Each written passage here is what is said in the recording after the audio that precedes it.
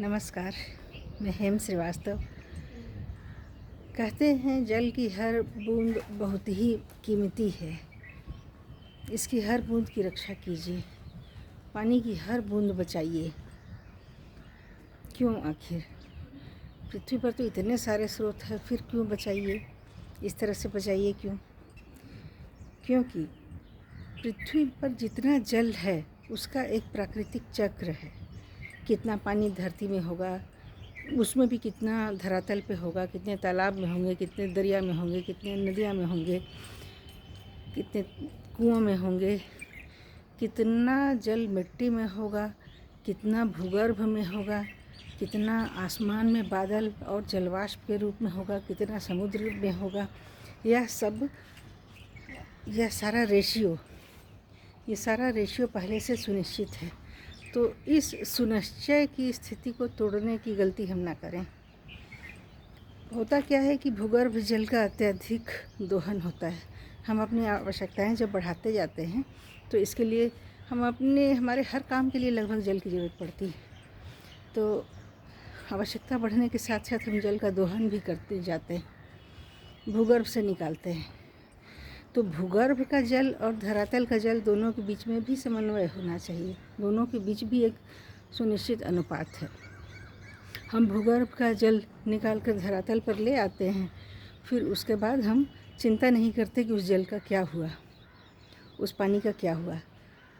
तो इस कारण से क्या होता है कि भूगर्भ के जल की क्षमता घटती जाती है, भूगर्भीय जल की क्षमता घटती जाती है। जैसे धरती गर्म होती है, धरातल गर्म होता है, ज़मीन के अंदर का ताप बढ़ता है, इसके धरातल का भी जल फिर सुरक्षित नहीं रह पाता, क्योंकि धरातल से भूगर्भ में जाने की एक प्रक्रिया होती है। अगर हम धरातल पर जल ले आएँ और फिर उसको वैसे ही छोड़ दें तो फिर ये रेशियो बिगड़ जाता है, फिर भूगर्भ जल कम हो जाता है। वैसे में बहुत सारे असंतुलन होंगे, खेती बिगड़ेगी, लोकल वार्मिंग बढ़ेगी, और भी हवा में भी प्रदूषण बढ़ेगा। इसलिए अगर हम सतही जल को बढ़ाते हैं, भूगर्भ से निकालते हैं, ज़मीन के अंदर से पानी निकालते हैं और सतह पर छोड़ते जाते हैं बेपरवाह होकर, तो इस संतुलन का बुरा असर खेती बागवानी और हमारी दिनचर्या पर भी पड़ेगा। क्योंकि हमें अपने प्रयोग के लिए तो हमें सतही जल चाहिए ना।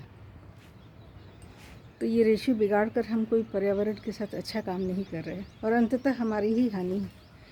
इस कारण जल की हर बूंद की सुरक्षा कीजिए, जल की एक बूंद भी बर्बाद मत होने दीजिए। क्योंकि जल निकालना तो बड़ा आसान है, लेकिन उसको वापस भूगर्भ में प्रयोग के बाद पहुंचाना उतना ही कठिन है।